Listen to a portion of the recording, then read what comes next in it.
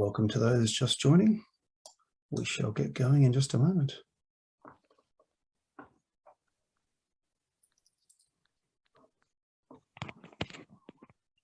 Okay, I think we've got quite a few people have joined us already. Our panelists are all ready to go, so let's start. So welcome everybody to this webinar this afternoon, looking at the energy market update and a CER briefing on the ICER method, as followed by a panel discussion. We'll be going for about an hour and a half this afternoon, and really look forward to your participation and discussion and questions as we go through. My name is Jared Leake, and I'm the CEO for A2EP, and I'd like to welcome you all here today. May I kick off by having a quick acknowledgement to country, and we would like to acknowledge the traditional custodians of country throughout Australia and their connections to land, sea and community, and let's pay our respects to elders past, present and emerging. For those of you new to A2EP, we're a non-for-profit organisation, member funded, and here's our members here that are helping to bring you this webinar today. These members share our vision to double energy productivity in Australia, and they're helping us and we're helping them to pursue a cleaner, more profitable future by improving energy productivity. A2EP does a lot of work with bringing you new technologies and advocating for good programs to help support those technologies, and really connecting stakeholders with programs and technologies will help them decarbonise and improve energy productivity. The presentation today is being recorded and will be distributed sometime next week. And we are hoping for a very interactive session today. And down the bottom, you'll have that option to enter in questions in that Q&A, and I think you should be able to upvote those. That's where we prefer. That makes it easier for our panelists to see the questions coming through. But if you want to have a bit of a chat in the sidebar, you go for that as well. After each of the presentations, we'll be doing our best to answer questions. And if we don't get to those questions in time, we'll have our panelists and what have you answer those questions when in parallel with other presentations. So we should be able to get to all of your questions, and we look forward to seeing them here today. Okay, first speaker off the rank. It's been a long time between drinks, Tennant. You're one of our favourite speakers and our most popular presenters here. Often we see we're going to get many hours of information distilled into the key points and key directions here for this energy market update. Tennant Reed is the Principal National Advisor for Climate, Energy and Environmental Policy within the Australian Industry Group, and he's been there since 2008, and we've had a fantastic relationship with Tennant, helping our members, and also working with AIG over the many years. With that, Tennant, I'll ask you to share your screen and give us an update what's happening in the energy world. No shortage of topics to cover with things happening in Russia, Ukraine, and wholesale pricing markets and what have you. But we look forward to your presentation, and Tennant, over to you. Thanks, Jared. You're right, there is a lot going on. It was only a few months ago that I had the idiotic thought that this year was going to be kind of quiet until the federal election was done, and things would get busy after that.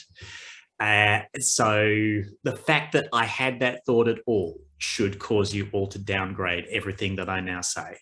But I'm going to try and cover a bit about the Ukraine situation and its implications for global and local energy markets, a bit about developments on price in electricity and gas, and a bit about supply adequacy on those fronts as well, and finish up with a bit of a what can policymakers possibly do about all this. So, Ukraine. Russia is a big energy supplier globally. They're the world's biggest gas exporter, second biggest oil exporter, third biggest coal exporter. Their role in global markets is being significantly disrupted by the invasion of Ukraine and the response by developed countries, and self-sanctioning behaviour by private industry is further increasing the disruption. we are entering now into a period where Russia is blockading gas to some of its customers in Europe. Potentially, there will be formal sanctioning of more Russian energy supplies. And so this is a very big disruption to the supply of some major commodities. Now, for coal and oil, it is quite possible that we will see rebalancing over the next few years. Somebody was insisting to me on Twitter this morning that coal prices were about to turn the corner and start coming down. I see no sign of that, but I also know that better than to predict what coal prices are going to do. But gas is a bit different. In gas, we can pretty clearly say that the disruption is going to last for quite some time.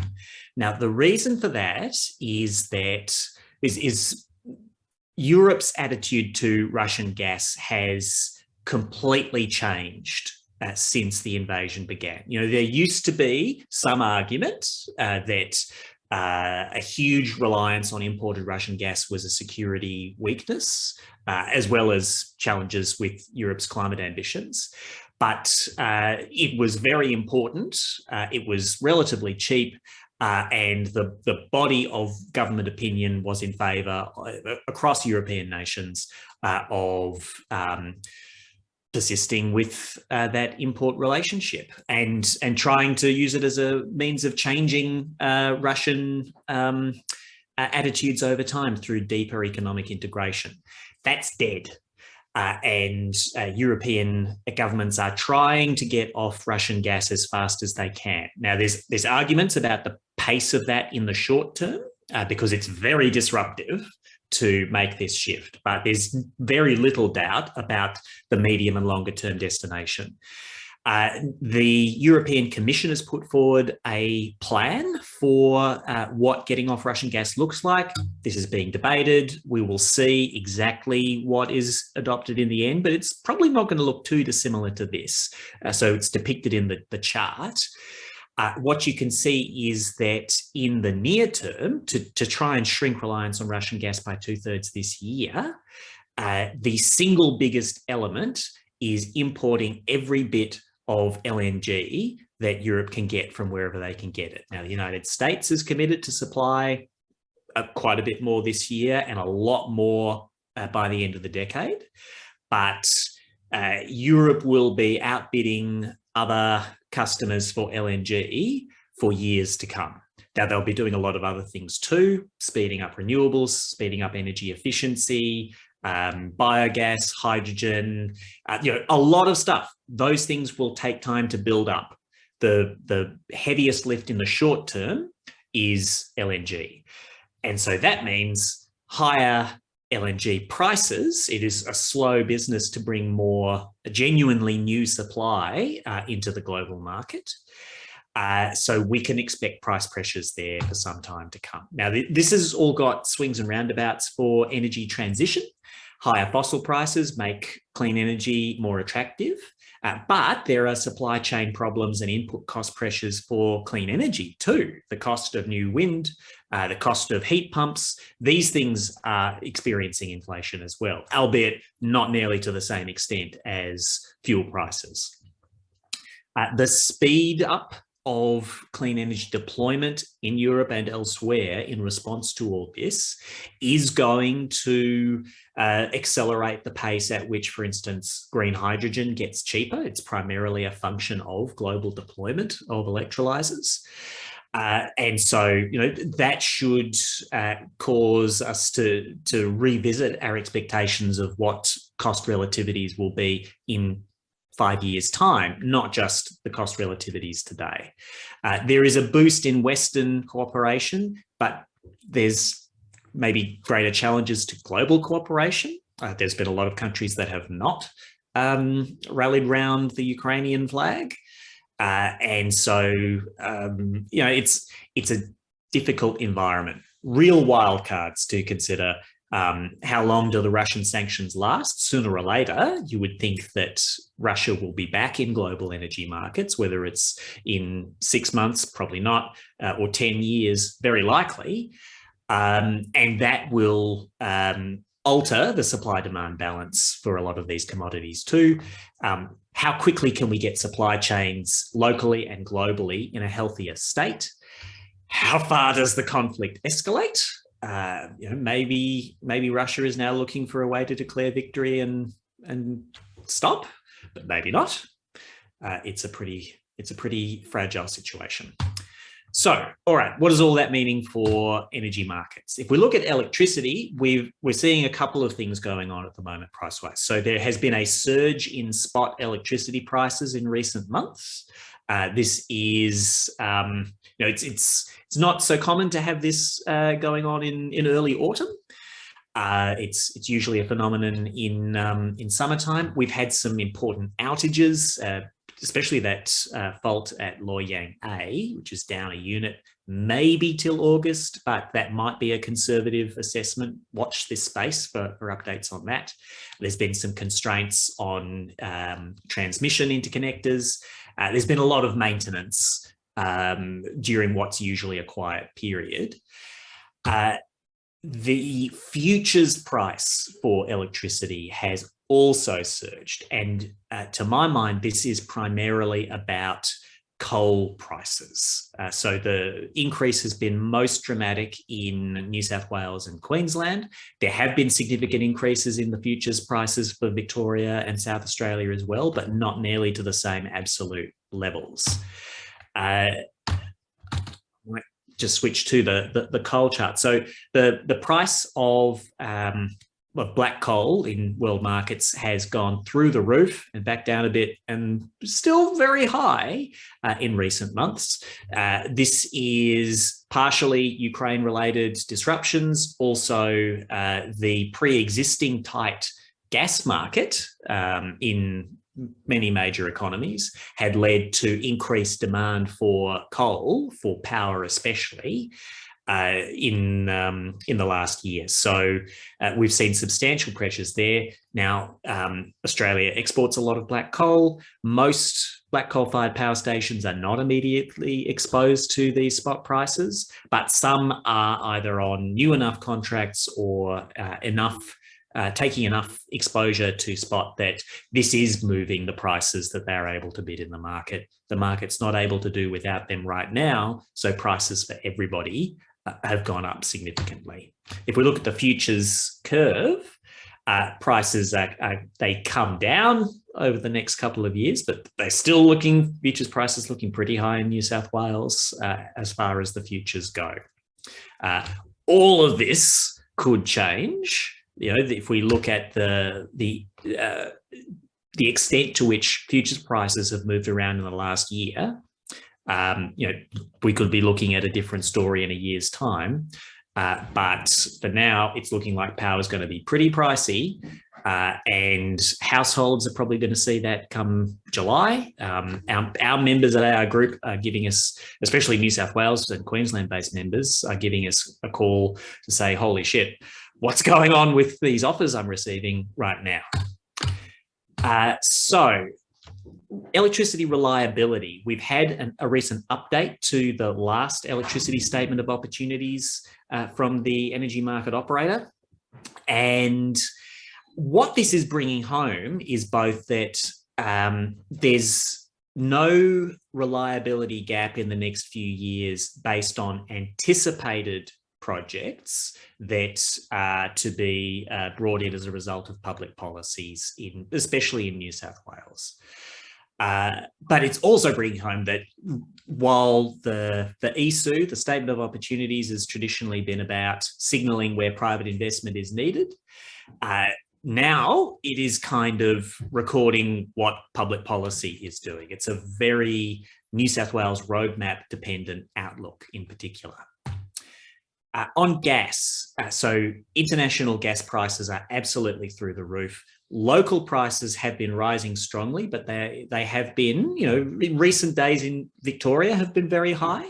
We'll see how that goes. I have expected local prices to converge to very high LNG export parity, but they have not been doing so until maybe recently.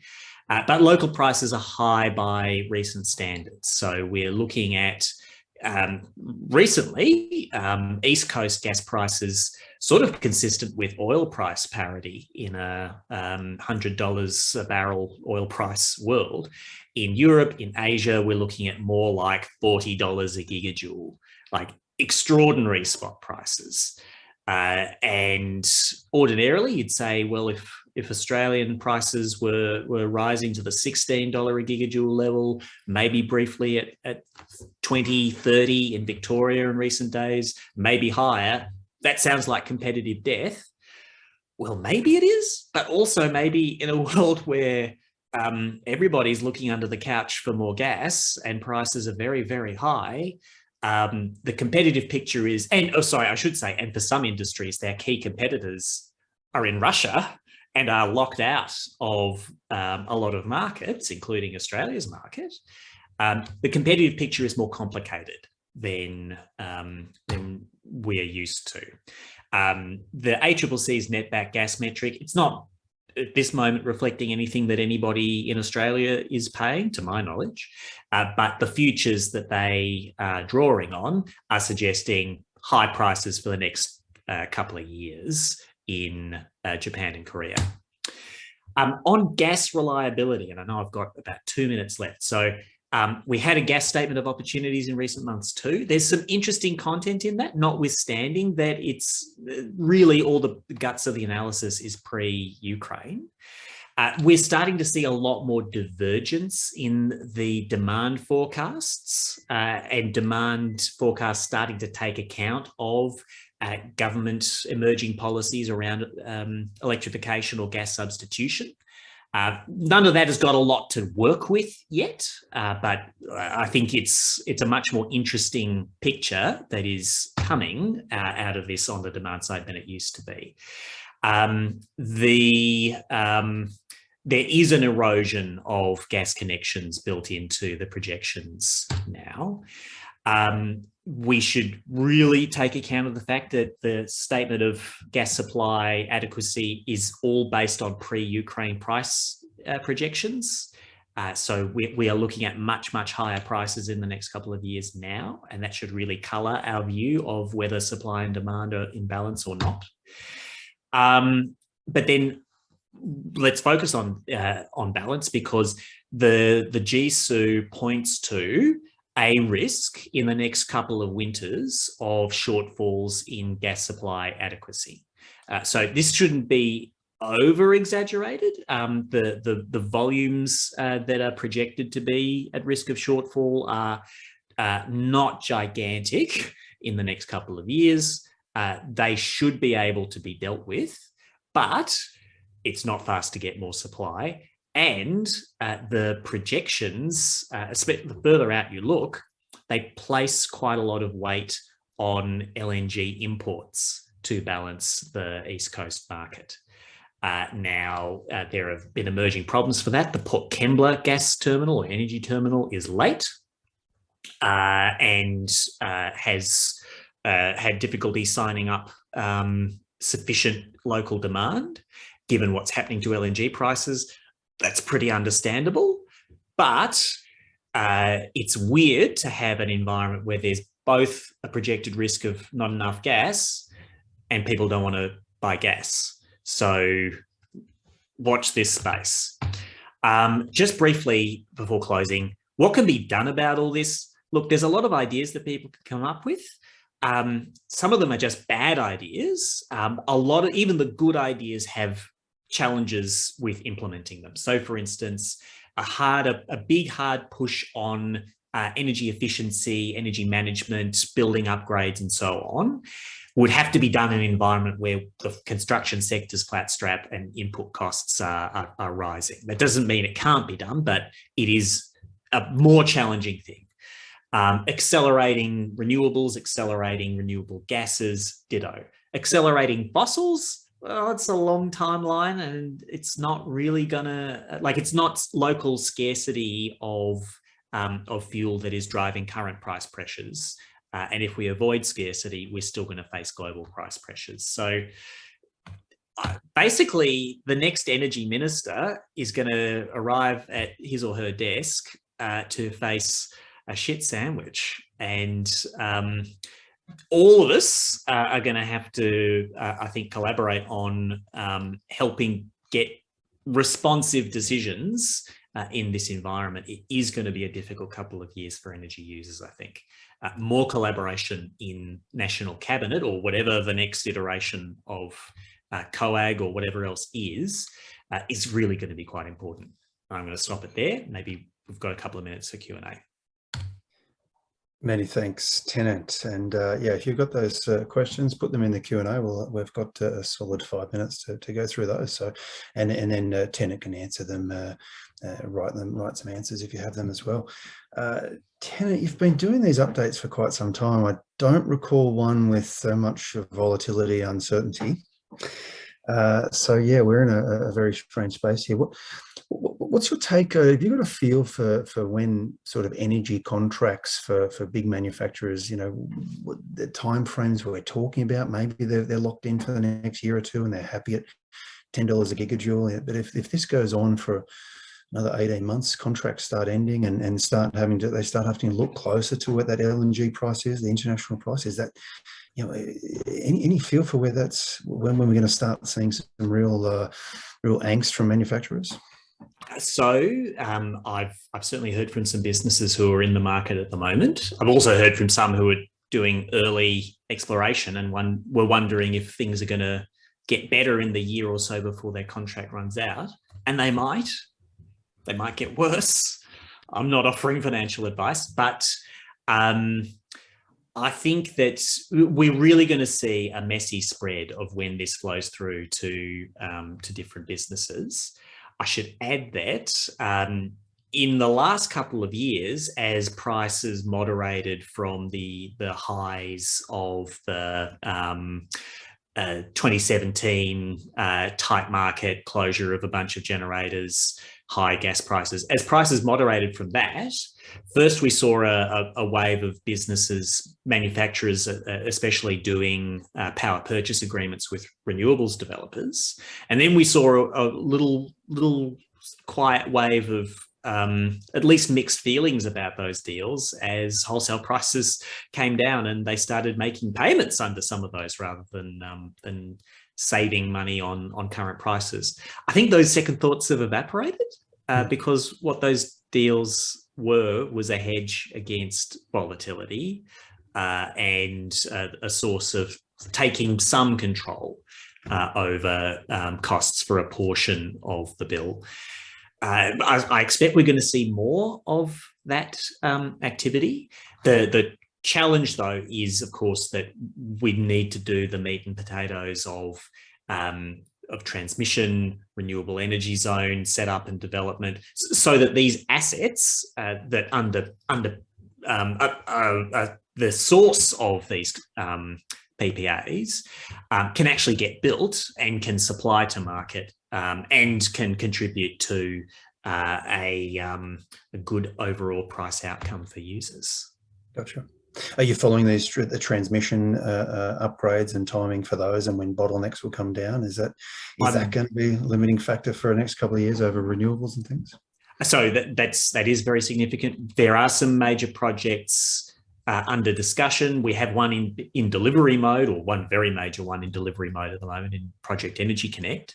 But the fights continue about HumeLink, about who's going to bear what share of costs for Marinus Link, the Victoria, New South Wales Interconnector West.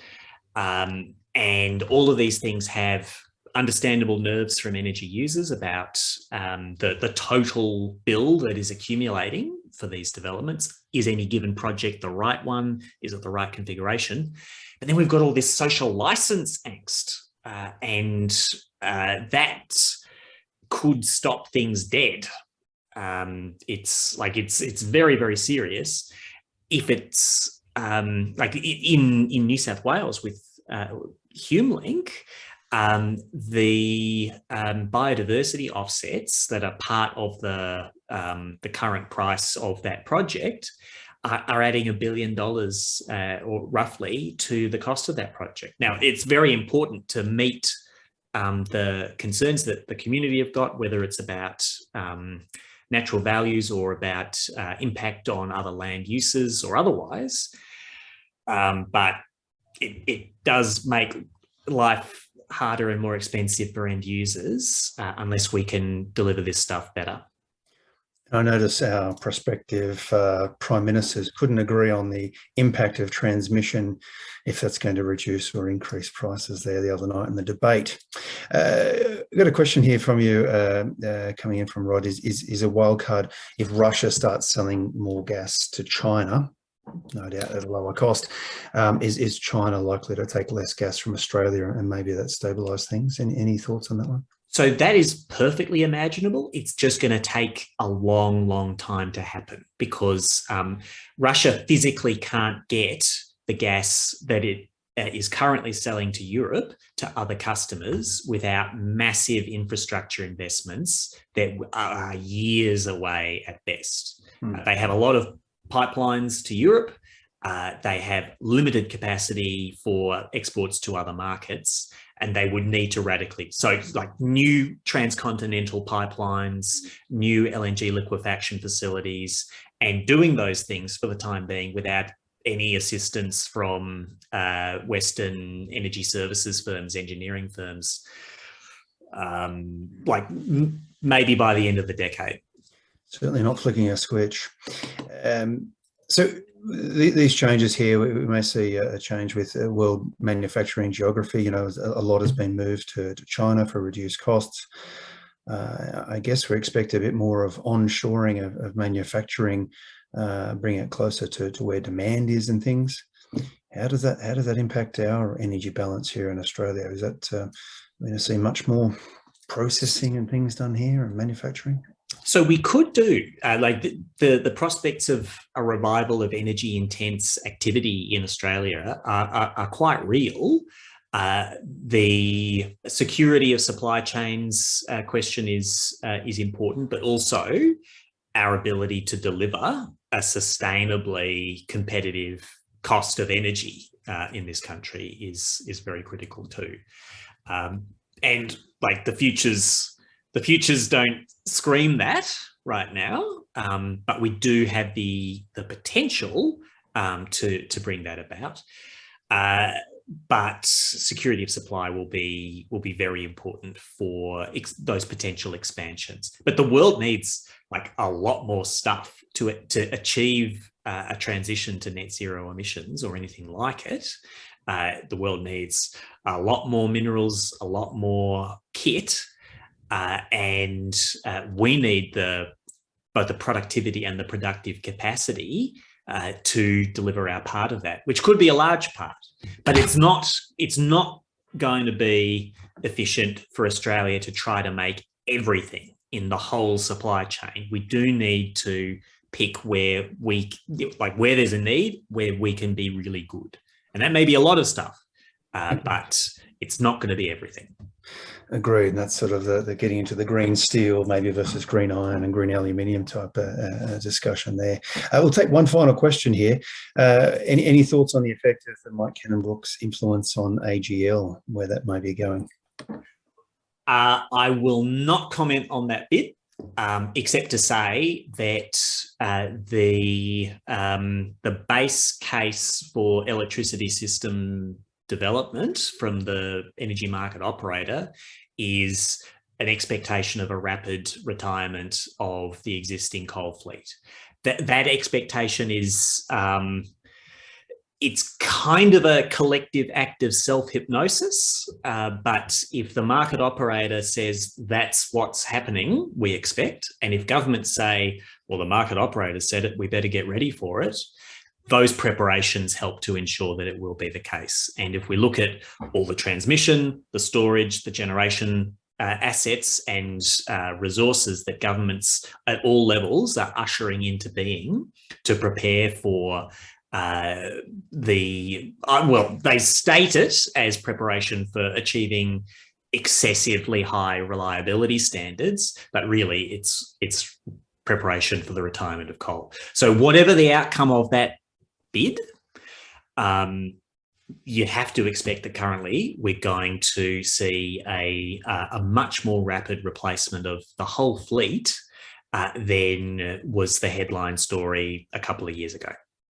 Yeah, gotcha. Tennant, many thanks, and always much appreciated presentation and update for us, coming at a very timely time. Did you want to try and predict an election outcome while we're here, just for fun here? But if you did that 3 years ago, you probably would have embarrassed. But I will stay out of the prognostications game. But 3 years ago, no one wants to do that, I don't think. But, May the 22nd will see an unhappy prospect for whoever is in charge of Australia's energy system, which is a couple of years of people feeling very upset about price. Indeed, and pointing fingers at the government for that, no doubt. Many thanks, Tennant. A really good update, and really appreciated with so much going on there. Thank you. We'd now like to move on to start talking about Australian carbon credit units, and of course that comes under the Emissions Reduction Fund, which of course is administered by the Clean Energy Regulator. Today we are joined by Elliott Curley, he's the Manager for Waste and Energy and Carbon Credits, as well as Anjuka Jayasuriya, who's the Assistant Manager for Waste and Energy Carbon Credits, and Valentina Cocchetti, who's the Senior Regulatory Officer. And we're going to have a 15 or 20 minute or so presentation.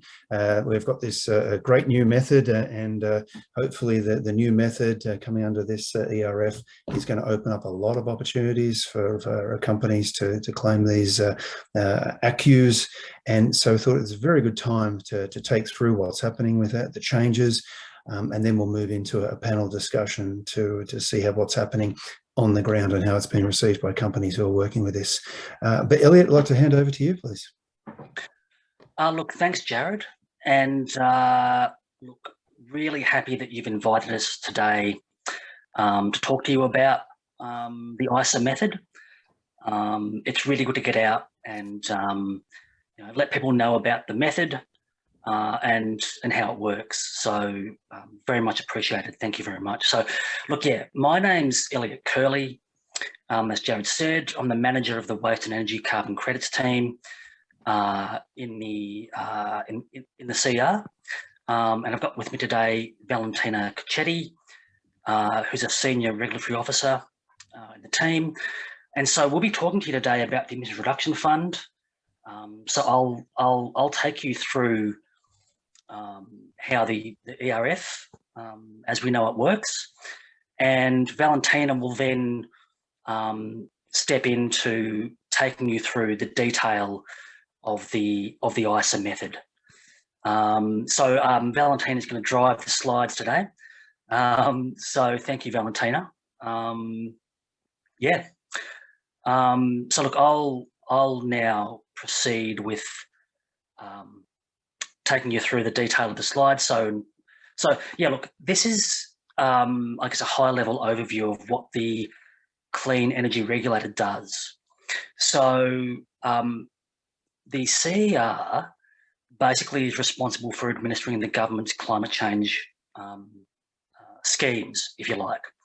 So we have 4 key schemes. There's the Emission Reduction Fund, which obviously we're talking about today. There's the National Greenhouse and Energy Reporting Scheme, or NGER, as many of you would be familiar with. There's the Renewable Energy Target, and there's also the Safeguard Mechanism. So they're broadly the 4 schemes that we are responsible for administering.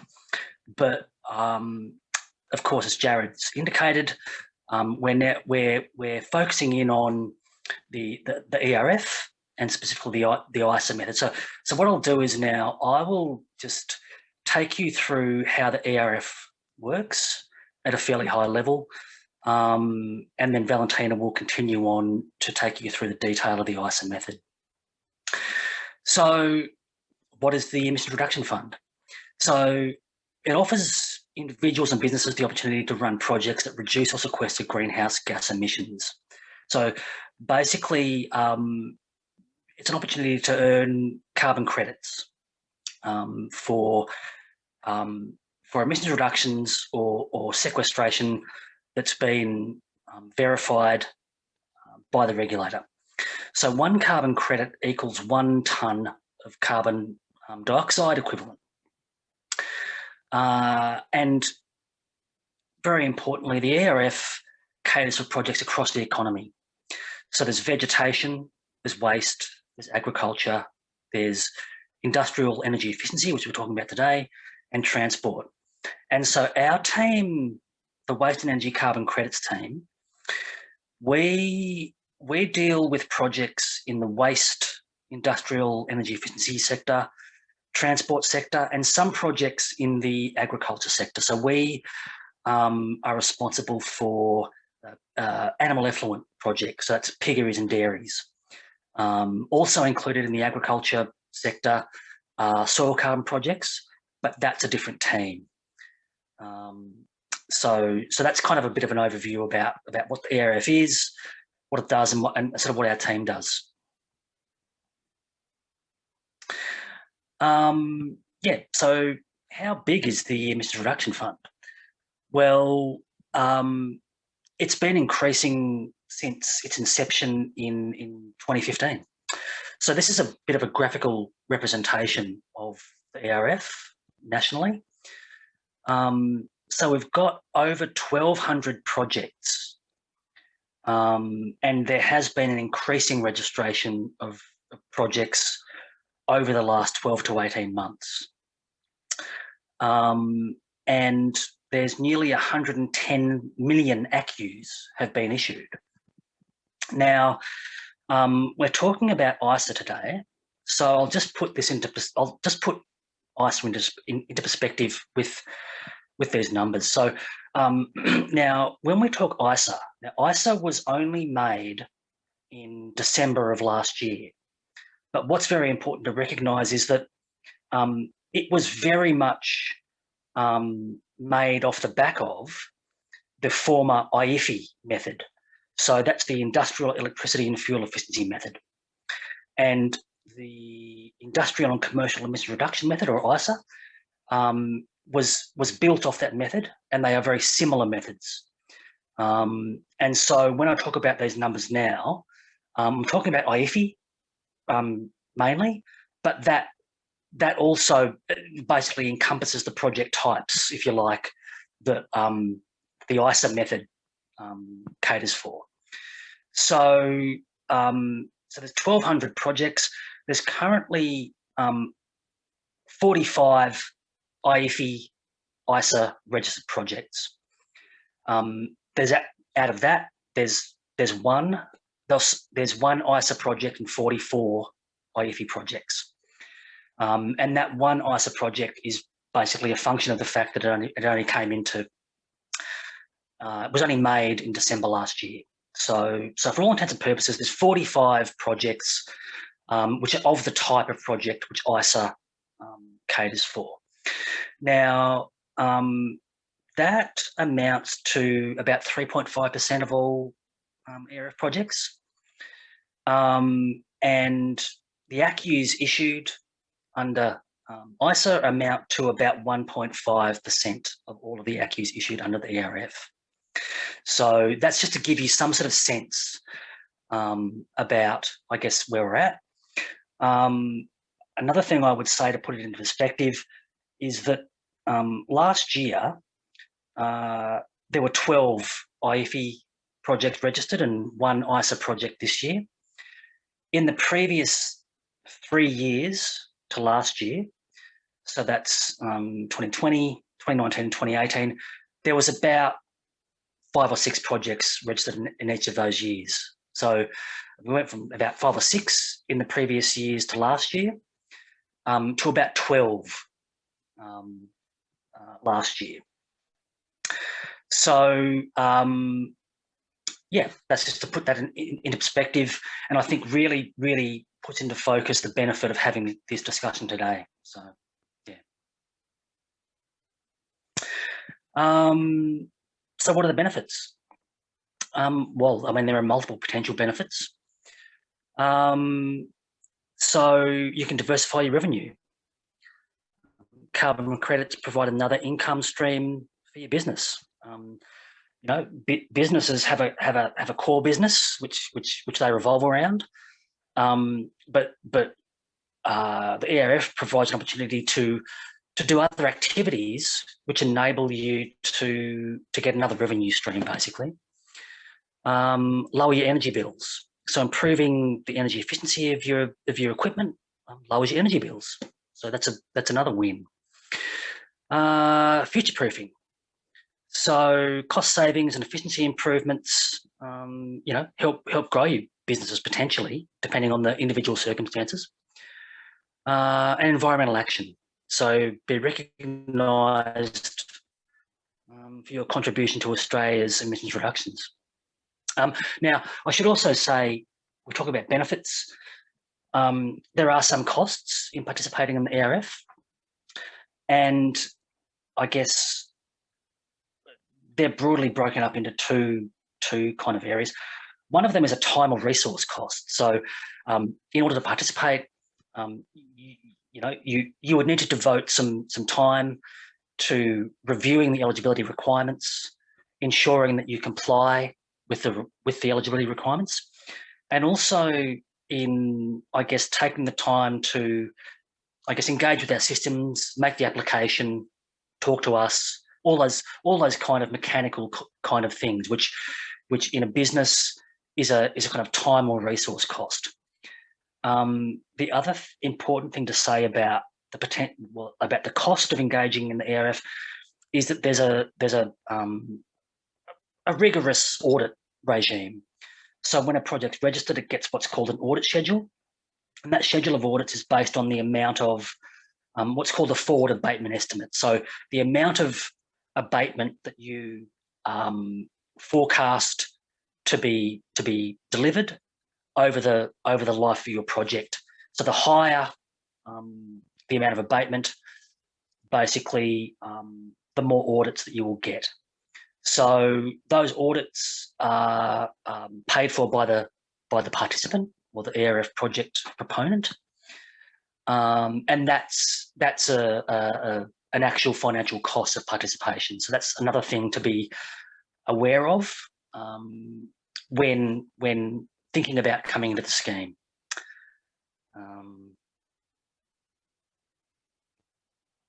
Sure. So let's say you've come into the scheme and you've made some carbon credits. What can you do with them? So one thing you can do is you can sell them to the CER. So most of you may be aware there's a regular auction process, and it's a reverse auction. So the last auction was held in April 2022. The average price in that auction was $17.35. Now, in the last auction, the only type of contract was what was called an optional delivery contract. So that means that you'll be contracted for a certain amount of ACCUs, and you had an option to either deliver those to the government under your contract at the price that you had been contracted at, or you could sell those to the secondary market. There was no penalty for you not delivering those ACCUs under the optional delivery contract. In previous auctions, there had also been another type of contract called a fixed delivery contract. And fixed delivery meant that you were legally obliged to deliver those ACCUs under the contracted price that you'd agreed with the regulator. But a recent development, not just in the last auction, was this optional delivery contract, which provides flexibility to participants to not have to deliver at the actual contracted price. The other option is you can sell to private buyers, or what is called the secondary market, if you like. So the secondary market prices are determined by the market, and so they go up and down, as all market prices do, but the recent prices have been between $28 and $33 per Australian carbon credit unit. But, you know, I mean, of course, as I said, that sort of fluctuates based on a whole range of factors. Yeah, and so you can use carbon credits for offsetting purposes under the safeguard mechanism, or under voluntary or net zero targets. And it's another thing I should mention there is the Certified Emissions Reduction Scheme, which is where companies can, which the CER runs, and companies can, it sets out a methodology for being able to, I guess, offset the emissions that you've, or the credits that you've purchased and how you use those. And if people have other questions about that, then we're happy to refer you to the appropriate people. Yeah, so how do I run a project? So these are broadly the sort of 4 stages. So pre-registration. One of the things that we find a benefit, and I think benefits other people, is pre-registration. So this is talk to us, basically. And that's another thing that I'd like to, I guess, say. We're really happy to talk to people when they've got a project idea, and they've got questions, or they want to know, or let us know what they're thinking. We find it very helpful, and it's very helpful because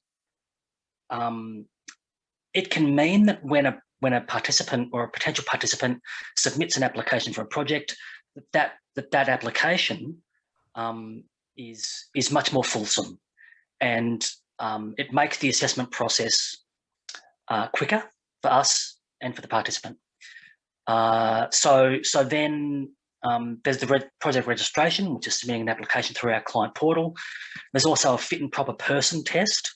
So the participant has to submit documentation to pass that fit and proper person test as a part of the project registration test. You then run the project and report and audit. So you get registered, you go and do the activity, and then you come back and you report to us with your audit, and we assess that. And then if that project has been conducted in accordance with the method, then we'll issue you carbon credits. So what are the eligibility requirements? So a project must be new. So it's called the newness test, and it's what we call additionality in the area. So the activity must be additional to what would have otherwise occurred. And that's so the government is not issuing carbon credits for things that were going to happen anyway, if you like. So the newness test is just at a high level. Some of the things that are permitted before you do your project are planning the project, conducting feasibility studies, obtaining consents and approvals prior to the approval of registration. So you can get regulatory approvals done and those kind of things. What's not permitted? So you can't start any project activities. You can't make a final investment decision, and that's very important because that's one of our key tests. And you can't purchase any tangible assets prior to approval of registrations. Participants must have the legal right to carry out the project and claim the carbon credits. And project cannot involve activities that are part of certain other government programs, and they can't, and they must meet method-specific eligibility requirements, which is, I guess, something we're going to be talking about, or Valentina will be talking about for ICER after this. So lastly from me, before I hand over to Valentina, so projects must be undertaken in accordance with the chosen method. So there's over 30 methods. There might be 40 now because there's a process of making new methods that's been going on for 18 months now. And methods set out the eligible and ineligible project activities. So they set out what you need to do to be eligible as a project. They also set out the calculations to determine carbon abatement. So there's 2 sections basically. There's project eligibility, and then when you come back for credits, you have to have conducted your project and reported in line with the calculations outlined in the method. There's reporting requirements, so there's timing of reporting. In the emissions avoidance space, the maximum reporting period is 2 years, and you must submit that report no later than the end of 6 months after the end of the reporting period. And the crediting period is generally 7 years. There are some exceptions to that, but basically it's 7 years. Yeah, there's over 30 methods, and some methods are very broad and can accommodate different projects, and ICER is one of those methods. Some methods are quite restricted. So landfill gas, for example, has quite a tight range of activities. ICER is one of the methods which sets a high level eligibility requirements, and then you can do a whole range of things under that method. But look, I'll now hand over to Valentina to take you through the details of the ICER method. And Elliott, we are a little bit behind time now, and so I just might throw in one question, then we'll go over to Valentina. Just something that has come up here is, if you're selling carbon credits and you claim the carbon reduction, isn't that double accounting? Yeah, look, CERT sets out those rules, and essentially the CERT rules indicate that that's the case. Yep. And if you have energy productivity improvements, but not actual energy reduction, can ACCUs be created so that you may be producing more but still using the same amount of energy, say? Does that allow for ACCU creation? I don't believe it does. No, I don't. No, it doesn't. No. Gotcha there. Thank you. Yeah, I'll hand over sorry to interject there. Just wanted to let you know we're running a little bit behind schedule, and I'll go for it with Valentina. Yeah. Thanks. I will do my best to go through this rather quickly. As Elliott mentioned before, we're very happy to talk. And so if after listening to this presentation, you think this method might sound suitable for a project you have in mind, please reach out. And please bear with me and my voice today. I have a bit of a cough and cold, so I apologise in advance. But as Elliott mentioned before, the ICER method is relatively new, building upon the previous IEP method. It sets out the rules for projects that reduce energy and industrial process emissions, both which have specific terms in the ICER method, and I'll touch on that shortly. The ICER method is activity and technology neutral, allowing participants to determine which activities are most suitable for their project. The only general requirement is that changes are made to existing equipment. So that rules out greenfield projects. This is because the ICER method determines abatement by comparing modelled baseline emissions with measured operating emissions. So data from existing equipment is required to develop your baseline emissions model. The operating emissions are measured by monitoring parameters such as fuel electricity consumption after the activity has occurred, and inputting these into the calculations provided by the ICER method. And then the comparison of the baseline versus measured equals your abatement. In the case of aggregated projects, once the abatement has been determined for each site, abatement from all sites is added together, and that's the total level of abatement and credits you can claim for a reporting period. So I just touched on aggregation. The ICER method facilitates aggregation through the concept of implementations, which an implementation consists of all eligible project activities undertaken at a location or site. So they can continuously be added to the project throughout the crediting period. And as mentioned before, each implementation must develop its own baseline emissions model to calculate abatement. Aggregating implementations is akin to having multiple mini projects within the one overarching project, with each implementation needing to comply with the method eligibility requirements and the calculation requirements in its own right. For the purposes of calculating abatement, the ICER method requires a boundary to be drawn around each implementation, which refers to all of the equipment and energy inputs or flows that are applicable to your project activity. And so while it's easier to think of different implementations as different sites, I will note that an implementation or different implementations need not physically occur at different sites. For projects that occur at the same facility, As long as the activities are completely independent of each other, the method facilitates aggregation through that implementation boundary concept. So boundaries can be drawn as large or small as suitable to the project activity. In this way, providing, as long as as I mentioned, the activities and energy inputs or flows do not overlap, there very well could be multiple implementations occurring across the same facility, if that makes sense. Moving on. So the ICER method, as Elliott mentioned, all methods do set out the eligible and ineligible project activities. And while the ICER method is activity and technology neutral, the following activities are out of scope. So just briefly, biomass, where the biomass in question does not comply with the definition of a renewable energy source under the BRE Act. Activities at transport facilities, because we have a transport method for that. Activities at residential premises, however, if it's a commercial residential premises or retirement village, it can be included. Activities that increase fugitive emissions, and activities that involve generating equipment over 30 megawatt capacity with the ability to export to a grid. So outside of these exclusions, as long as the equipment is existing and your project activities reduce the energy and/or industrial process emissions, you may have a viable project. So just briefly, energy emissions are defined by the ICER method as emissions from consuming electricity or combusting fuel to produce electricity, used for physical work, cooling, heat, or steam for use. The industrial processes, well, for industrial process emissions, the ICER method relies on the definition provided by the National Greenhouse and Energy Reporting legislation. There is a definition up on the screen now, but I understand that a copy of this will be available after, so I won't run through it now.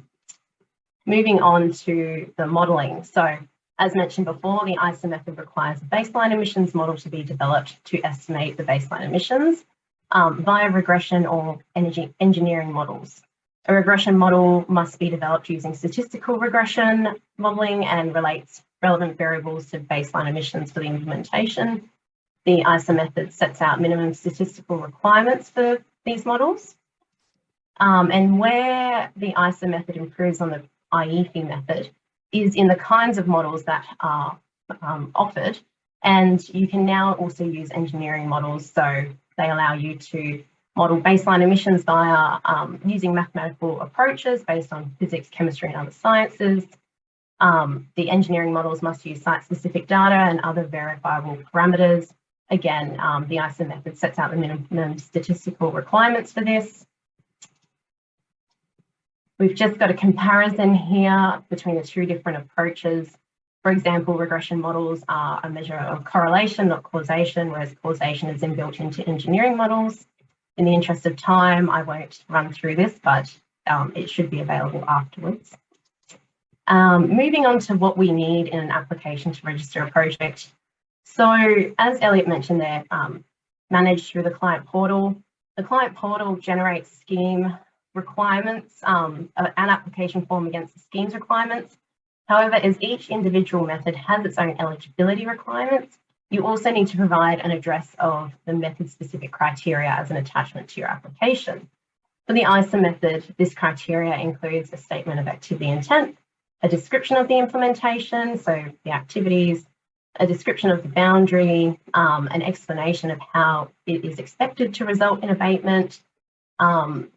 And for this purpose, you may wish to relate it back to the calculations provided in the method, the ones that you've chosen or identified as suitable for your project. So just touching on the statement of activity intent, and this is the last slide, the ICER method requires that each individual implementation included in a project have its own statement of activity intent. So this is to provide assurance that, to the regulator that the activities being undertaken would not have likely occurred in the absence of the project being registered under the ERF, which goes back to the heart of the ERF being that it is intended to be an incentive for individuals to undertake activities that would not have happened in the ordinary course of events. There are some requirements for who signs off on this, being the responsible finance officer or an individual holding the relevant delegations for the person with operational control over the site of the implementation. So this concludes our brief overview of ICER today. As mentioned before, If you think that this method sounds suitable for a project you have in mind, please don't hesitate to get in contact with our team. We would be happy to talk further about any potential projects you may have in mind. And apologies for the lighting in here. We've still got you there, Valentina. It's all good.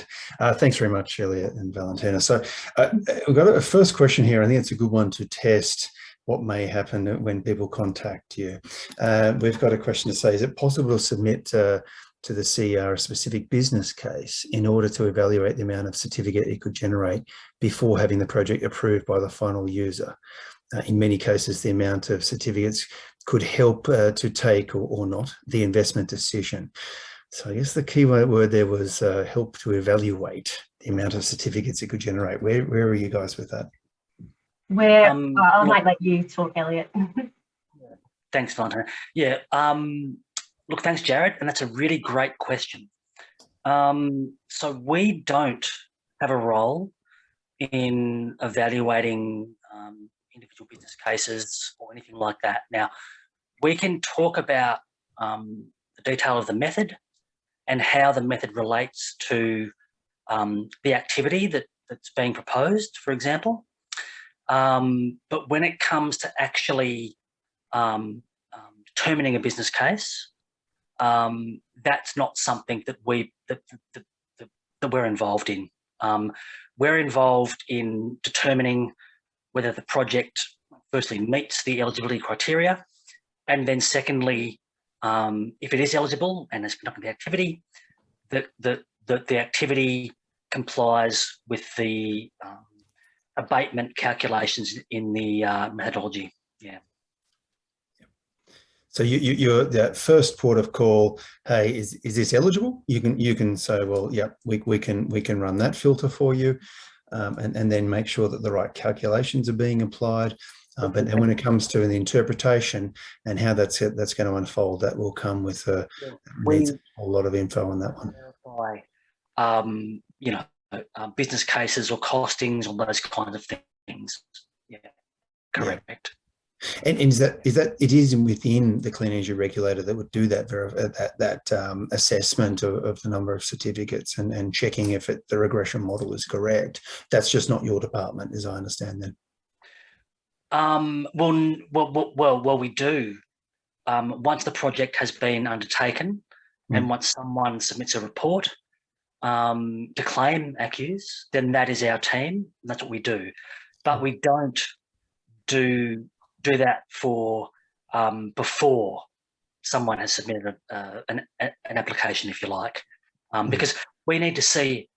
Our role is in assessing once the activity has been undertaken, whether it complies with the calculation requirements in the determination. Beforehand, we can provide advice on eligibility, and we can also talk about how that activity relates to the calculations.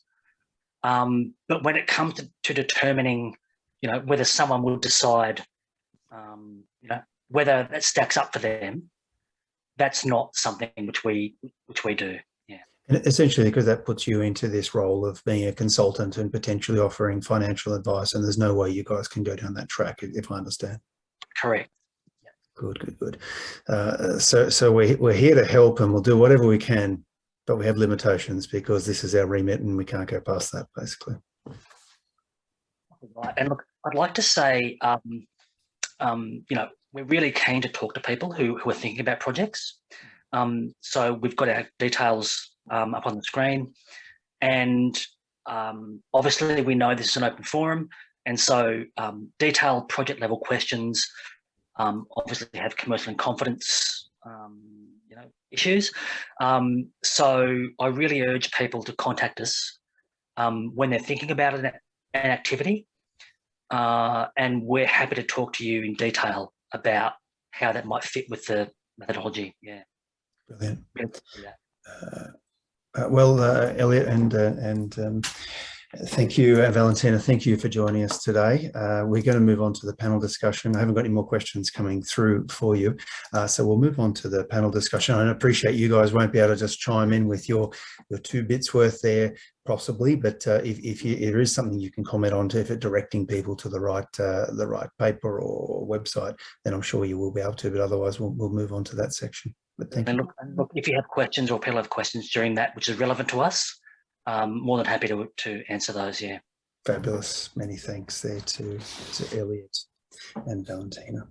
Okay, let us move on now, and I'll just share my screen for a quick bit of introduction here. And so we're going to have a panel discussion on this one now, and very happy to be joined by three people who have got experience in this area. We're going to start with a discussion in a moment with Tim Buckley, the Director of Climate Energy Finance in Australia. And Tim has 30 years experience in financial markets in this sort of space, and lots of time studying energy efficiency and renewables across China and India. And so Tim's going to be able to give us a bit of an international perspective of what's happening overseas and how our systems relate to that. And then we've also got Alan Wang joining us, the principal consultant here from Northmore Gordon, and Northmore Gordon, one of the major consultants, energy consultants, helping out with this interpretation. Someone who can actually help you there to say these are those calculations for the regression models or the engineering model to say, okay, this is the sort of certificates there. So Northmore Gordon can help you with that one. And also joining us today is Andrew McClure from BlueScope Steel. Andrew's had many years experience in this space and he's the project manager for government and regulatory for BlueScope, and so he's been through the process of submitting under the old method and looking to submit with the new method, and so some really good on the ground experience there. So welcome to the three of you to this discussion. We'd like to kick off with Tim. Tim, if I could throw to you, and maybe you could give us a bit of an international flavour of where our systems sit and what's happening internationally, and how our systems there compare, and where things are headed in this space internationally. Thanks, Jared, and good afternoon to everyone. I think the international perspective is a very important one, and so I appreciate the question, because I mean, I'm reminded now pretty regularly, Australia is one of the 3 largest fossil fuel exporters in the world. We've got a very major fossil fuel industry, I would argue regulatory capture to a large degree as well. And so therefore, it's important to step out of our bubble, the small Australian market, and think about the global implications and trends. So I would start by saying, after 5 years of relative inertia post the Paris Agreement being signed, COP26 and the lead up to COP26 saw a massive lift in ambition, and that's globally, with a few obvious standout laggards, namely us. But whether it's policy, whether it's finance, whether it's technology, whether it's the corporate ambition, net zero emissions ambitions, and also the climate science, all of those factors came together pretty aggressively at COP26 with a big global step up. And so I would say that ended 2021 with a big lift in ambition globally. 2022, as Tennant certainly very, very clearly articulated, climate's taken a major back seat, with energy security being the absolute imperative, and with the madness of fossil fuel price inflation as well. Everyone's desperate to get energy, electricity at any price. And we saw that this week with the Indian government demanding that all coal-fired power companies, import or domestic, have to run, and the government will pay them and they'll work out the price later. But at the end of the day, India is also an example, and it's an example of the weekly reminder that the climate science hasn't gone away in any respect. We absolutely have to deal with this pressing global issue. The longer we delay, the bigger the cost is going to be. So I remind everyone of that. At the end of the day, climate science is a reality. We can deny it. Australia is very good at that, but globally there is a huge amount of momentum. And probably every conversation I've had in the last decade has been about massive rampant ongoing renewable energy deflation. We've sort of lost that in the last 18 months, But the flip side is exactly as Tennant articulated beautifully, we now have rampant, massive inflation of every type of fossil fuel product. And so I'm reminded whilst there is a desperate scramble for energy supply, energy security, supply chains, it's also going to be accompanied by massive demand pull forward, demand destruction being pulled forward. And I was reminded that overnight, the American EIA put out a chart showing ammonia prices have gone up 500% in the last 18 months. Now, I've been working on a pretty major global green ammonia project, and the commercial viability of that project a year ago was very, very questionable. Today, we can deliver green ammonia literally on today's prices at half the price in the spot market. So this pricing, as Tennant said, it's not going to go away quickly, but at the end of the day, there is going to be demand destruction, and that will incentivize zero emissions alternatives. So I'll finish by getting onto carbon markets. It's worth just reminding ourselves the EU ETS, 15, 20 years in the making, but in the last 2 years, it's seen a fundamental change. We've seen a 10-fold increase in the emissions price in Europe. It's 87 euros today, so 3, 4, 5 times what the ACU price is here in Australia. And we're also starting to see a re-emergence of CBAM, the Carbon Border Adjustment Mechanism. I can come back to that. And that is obviously designed to protect European industry. So they're all for, they've got to wear it. So they want the rest of the world to wear it as well to level the playing field. So I'll finish by saying as well, don't forget China, a little bit of a quiet affair, but a little fanfare, but China launched the largest national ETS in the world by a factor of 4 last year. And whilst it's not the driving factor of energy policy in China, it plays a more ancillary or supportive role, but it's 4 times bigger than Europe. So don't underestimate. You've now got China and Europe with serious pricing. Regional America has also seen a doubling of carbon pricing in the last couple of months relative to a year ago. And so places like California, the regional markets are seeing a very significant step up in carbon pricing. So at the end of the day, we've got a climate emergency. Pricing the externality into the equation is the only way of really dealing with it at the scale needed. So I'll stop there and happy to come back. Brilliant. Thanks, Tim. And exploring that China ETS and CBAM further, let's hope we get time for that. We might have to go over a minute or two today to look at that. Andrew McClure, if I could throw to you. You guys have had experience under the old method and looking at the new method. What I find is often coming up, and we'll have explore this with Alan as well, is that certainty of going through the process. There's a lot of work, no doubt, done for the research and regression models and understanding this. That certainty that you are going to get those ACUs and certainty of price. How has that affected your projects and where you're at? Yeah, certainly. Thanks, Jared. I suppose I'd probably like to start by saying, we're not overly experienced in the ERF. So we've had a previous attempt with a generation project, and was a very good project. And back then it was unsuccessful because it didn't meet the regression requirements or the statistical requirements of the method. And that was even after the department tried to get their technical people to help us make it work. So I think, looking at the new method with an engineering method, I think it's a really good step.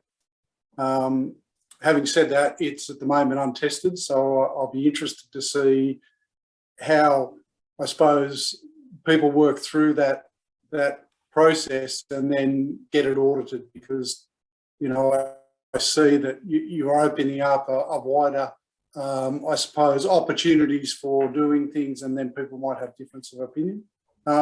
So we currently do have a project that we at the moment have put in an application to transition from the A2EP method across to the ICER method. And you're right, like, you've got to do all your homework to make sure that that project is right for the method.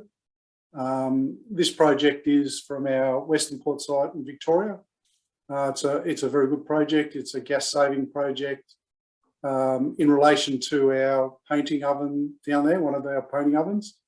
And so from that perspective, we we see that moving from ICER, from the AEFI to the ICER is good.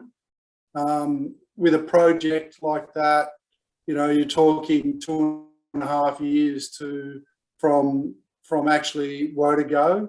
And under the old AEFI method, you know, we were talking about an 18-month period for restricted to the maximum you could do, and therefore we were going to run into issues where we would already be into the crediting period probably 12 months before the project was commissioned, and therefore you're losing, you know, 1 out of 7 years worth of credits.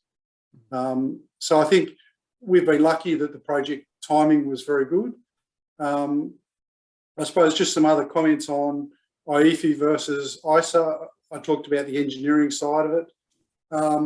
I suppose another issue is going to be around the, you know, sort of the CFO having to sign off on projects. I see that that'll be an issue going forward, that quite often with large industrial projects, there are issues around just the payback period. So we're talking about a 7-year, and you're getting annual creation. So you really, how does that fit in with your payback periods and those sorts of things? And then quite often the amount that you would get out of the ICER method, how does that stack up against the actual capital which you've got to put forward?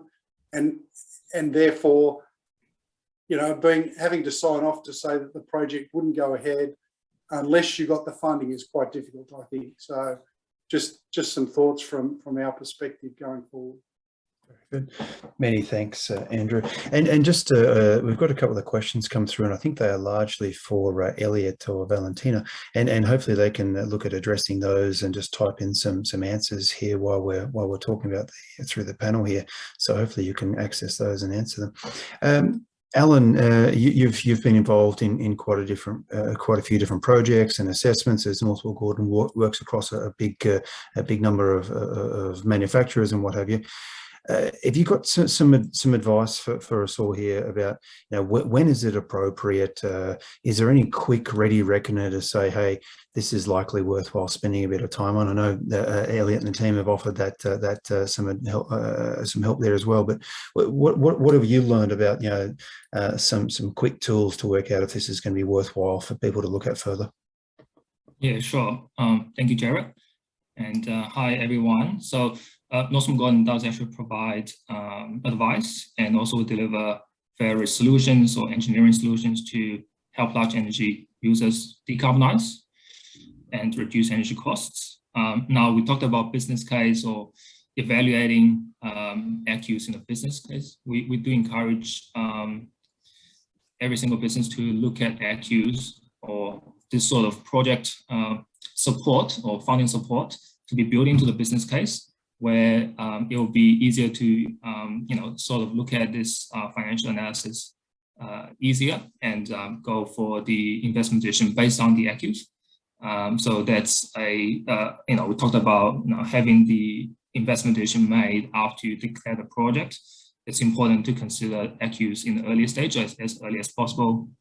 Now, in terms of the project or what you call minimum threshold, I think there's no minimum carbon reduction requirement from the regulatory perspective. However, because you need to account for the costs incurred from, you know, conducting the ACCU project, for example, you know, you've got your measurement verification costs, whether it's an internal resource that you're going to engage or externally, you're going to engage some consultant to help you do that. And, you know, you have to engage external auditor for and pay for the auditing cost. I think, you know, it's a minimum of 3 times for the 7-year crediting period. And from our experience, the minimum threshold that we set for the projects that we are consulted on is about, you know, 1,800 tons of CO2 emission embedded combined in a year. Doesn't matter how many projects you've got, but it has to be combined in a year to make it worthwhile. Just to put that number into perspective, if you convert the number to electricity, it's about 2,300 megawatt hours. Or, you know, if it's bituminous coal, 700 tons of bituminous coal, 35,000 gigajoule of natural gas, or 665 kiloliter of diesel. that's just really an estimate here. But everybody knows that this number is highly variable. And given that Tennant also talked about we've got electricity price or coal price jumping through the roof, and ACCU price hasn't really been that particular high in recent months. So the numbers highly variable based on the then ACCU spot price or your projected ACCU spot price every single year for the next 7 years, or how complex the measurement verification process can be for your particular project. How easy it is to obtain data. This is actually a key issue that we're facing every single day, whether you can get this data easily from the site, both energy and production data, or you have to go through, loops and hoops and, talking with different people to get the exact data you need. And the meter also needs to be calibrated, so that's additional cost. So all these things will be a contributing factor of how, what sort of minimum threshold you'd be looking at. The good thing about ICER is that you can combine different projects into one project or ACCU project, different activities into one project. So the combined savings could be more than the minimum threshold if you are a large energy user and you're looking at energy efficiency, opportunity fuel switch, or waste heat recovery. Those are the three. So fuel switch, waste heat recovery, and energy efficiency projects are the three main categories of projects that we see are most likely going to be contributing a lot of emission abatement for your project. If we just hit that data one for a moment there, Alan. So the data has to be calibrated. Do you see, is there a problem getting the data out of a SCADA, or there's not enough sub-metering to actually work out that baseline? What's the issue that you're seeing there? So the key thing here is actually the same for both the state programs in New South Wales and Victoria, where you need to demonstrate the data that you get reliable. And if the data is coming from a meter, whether it's electricity or gas meter, then the meter has to be calibrated according to the specification. So I think for natural gas meter, depending on the type of the meter, you might have to calibrate it every single year or every couple of years. Some of the projects that we have experience with, they've already got a calibration process in place, which is great. But some don't, which this is additional cost to them. Now there will be some other data that can be also be acceptable, such as you've got coal delivery on site. So you've got delivery dockets, which is a financial transaction. This is acceptable under the scheme. You can have some production from the site, which is, if it's in your accounting system, that's also considered a financial transaction, which is also acceptable. If you don't have the other thing is that if you don't have the meter calibrated, it's not a major issue either. So you can calibrate it in the future and then backdate or back calculate the data in previous year, etc. Provided you can provide confidence that the data that's before you calibrate it is still within the acceptable range. So, but there will just be some calculations you have to perform. If you have a particular issue with the calibration, or if a particular issue or questioning or issue with or questioning on the accuracy of the data, it's better to have a discussion with the CER or with us to decide what's the best approach going forward, just so that everybody will be confident that the data is actually correct. Good one. Thank you, Alan. Andrew, how did you guys go with the data? You're looking at it. Did you have to make many adjustments and changes there? Well, I suppose just a comment, and probably just firstly would like to sort of just acknowledge Valentina and the team that when we have been looking at discussing projects with them, they've been very good. I think the other thing is that we do use New South Wales Energy Savings Scheme probably earlier than we would look at the RF, just because there are some benefits for us. When you look at the 10-year upfront payback, it just makes a big difference to projects. But getting back to the data, you have lots of fun with data. you know, we've got big sites and a lot of it doesn't have actually recorded data from, you know, motors around the site and those sorts of things. So it can be quite a complicated type process to try and capture that information. And I'm sure Alan's had lots of issues with that in the past. Many thanks. Thanks, Andrew. Tim, I know you've got to sign off bang on 5 o'clock. Any comments there on the CBAM or the Chinese ETS? For the CBAM, my thoughts are this doesn't affect too many of our exporters. That's my initial thought. Most of our exports go through to Asia. What's your thoughts on that? How that's going to, the CBAM will impact us? Yeah, I'll pass that one to Tennant because I'm sure he's done a huge amount more work. But before I do, I will reference, it's mentioned in the chat, I was on a call into Germany and the discussion was about carbon contracts for difference in industry. And the suggestion was that the German government is likely to be putting some legislation forward in the next couple of months in the summer to actually accelerate the decarbonisation of heavy industry and make sure industry is on track for their very aggressive Fit for 55 targets by 2030.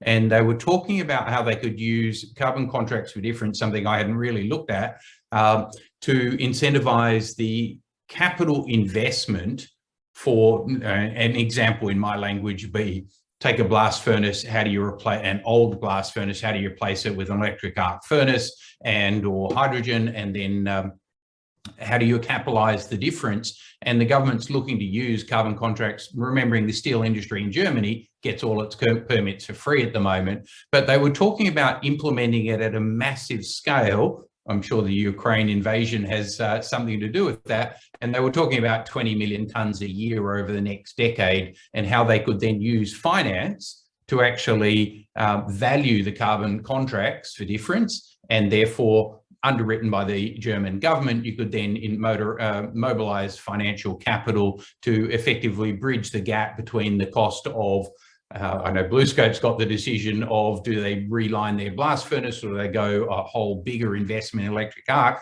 Obviously, there's a big capital cost difference. If you're not pricing in the carbon cost, then that's a really hard decision that BlueScope's going to have to grapple with. So not to put them on the spot, but what the German government's saying is let's actually bridge the gap and then use finance. Now, whether it's KfW, whether it's the European Bank for Reconstruction, whatever, let's bring public finance in to actually mobilise the capital to upfront evaluate that cost differential and make it an easier decision for investment. So rather interesting step up. But in that context, I mentioned in the chat, it was really interesting. They just took carbon border adjustment mechanisms as a given. And I'm going, we haven't even heard about them for 6 or 12 months. Are we just oblivious to the point you made it's not going to have a huge impact because we don't export a huge amount to Europe, but it's the next step up in global pricing of carbon. And I was on a call this morning talking about how accreditation of hydrogen, green hydrogen, is a global prerequisite. There's a major conference in Europe right now this week,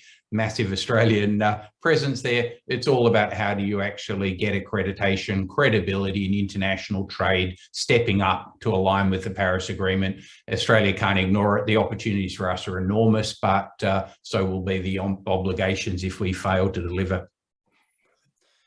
Tim, many thanks for joining us today. I know you've got to run. Tim from the Clean Energy Finance Group. Thank you very much for joining us there. Tennant, look, I hope you don't mind. We nearly always finish bang on time, but I feel like we've just got a couple of things I'd like to get through here. Tennant, on the CBAM, any thoughts how that's impacting Australian exporters there? Sure. We've got a whole big report on CBAM. The link is in the chat. I recommend it to you. I'm a tireless enthusiast for talking about this subject. The very short version is that it is almost certainly going to happen in Europe, and everybody else will watch and learn from Europe. The political momentum is very, very strong. The actual design for those Australian exports that are impacted, and there's a little bit of steel export, there's a little bit of aluminium export that will be impacted in the proposed scope. The actual impact on profitability is probably more or less neutral in the early years because selling prices are going to go up for covered products inside Europe. Every potential supplier will be bearing a carbon cost or a cost to avoid emitting carbon. And so consumers will be paying a higher price.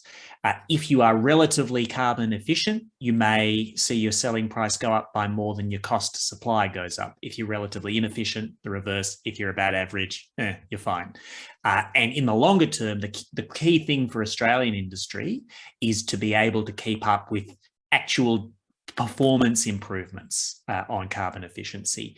What policy we have here, it doesn't get you a get out of jail free card. It's about does Australian policy give industry a basis to invest in its decarbonised future? And if the answer is yes, we're fine, CBAM or no CBAM. If the answer is no, then CBAMs will see us lose competitiveness over time, but definitely not overnight.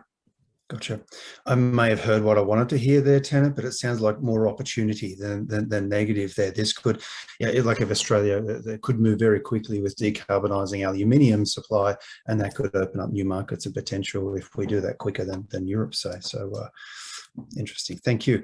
I do have a question here. Maybe Elliott didn't get a chance to get through to that, and maybe I'll put this to Alan. For the ICER method, if we use the funds through CO2 emission reduction, do we lose the opportunity to claim CO2 emission improvement benefits in terms of carbon emission reduction? Hopefully that one got through. Yeah, sure, Jared. I think Elliott did actually answer that question earlier in his slides. So that the CRT actually provide a prevention of the double counting rule. So if you are actually funding, if you actually got your funding through sale of those ACCUs to a third party, and someone else is actually using those ACCUs to offset their carbon emissions, you can no longer use those ACCUs, or sorry, you can no longer claim your CO2 reduction for the projects that you implement on site. And on your carbon account, you then have to increase your carbon emission with the same amount of ACCUs, or you purchase the same amount of ACCUs elsewhere. Now, this is if you're funding through spot market, or you call a secondary market. If you have a contract with the Australian government, and if that's the case, in the CERT trial, which is only for the trial for this financial year, sorry, this calendar year, last financial and this calendar year, or another way around, sorry, under the trial, you can claim both. That's the current rule. This rule may change. Okay, thanks, Alan. I might go with just one final question there to Andrew. When you're doing a business case and you need to put in what that dollar value for the ACCUs are, have you got a method in thinking of that one, whether you're thinking, well, we could submit this now and maybe get some hedging going on this one? Have you got any advice for what you sort of put that in? We saw $17 today at the last auction. Any thoughts on what you can do for that one? Yeah, I think you just got to do some sensitivity around it. I'm not sure there's too much more that you can do, really. I mean, the ACCU prices have been, and other credits have also been up and down. You've really got to just look at what the impact of not getting as much as you thought you might will be. Gotcha. And so hopefully we see a bit more stable prices going forward instead of, I think we got up to $58 there at one stage and now down to 17. So let's hope that's a bit more stable going forward. Okay. Well, many thanks for Tennant, Andrew and Alan joining in on that discussion. Let me just wrap up with a very quick summary of what's coming up for A2EP. Just give me a moment to share my screen, if you will. So we are coming up on the end of the 1st of June. We're going to do a webinar on energy recovery, and so that's not only heat recovery and what have you, that's also energy recovery. So if you've got waste heat and look at turning that into electricity using organic Rankine cycle, and that's why we'll have GTET and the Jeffries group coming along to talk about that one. But also we will cover things like heat recovery, taking that from compressed air systems, from refrigeration systems as well. And then we were after that, or other events we have, we've got an open webinar looking for reviewing the research roadmap there for this B2 for Race for 2030 CRC, looking at Industry 4.0 for energy productivity. We'll take a look at that research roadmap on the 14th of June. And we also have a look at the research roadmap for anaerobic digestion for biogas to displace gas transport and generate electricity, and that one is on the 26th of May. And you can join us. That is an open webinar. We've been having mainly closed webinars for that one, but we thought we'd get everybody involved, as many as we can, to have a little workshop on that research roadmap and get some feedback on that one. You can find that on the events page for A2EP. So that brings us to the end, and apologies for going over. We usually don't do that. We like to keep it very strict, but many thanks for staying with us. And I'd like to thank our speakers there today, Tennant Reed, we have Andrew McClure, Alan Wang, as well as Tim Buckley, and also thanks to Elliott and Valentina from the Clean Energy Regulator. As I mentioned before, they will have the video and slides out to you next week, and so you'll be able to refer to those. But many thanks for joining us, and we do hope to see you at our next webinar, and the next one being this one on the 26th of May for reviewing the research roadmap for energy anaerobic digestion. Otherwise, thank you all for joining us, and enjoy the rest of your afternoon. Thank you.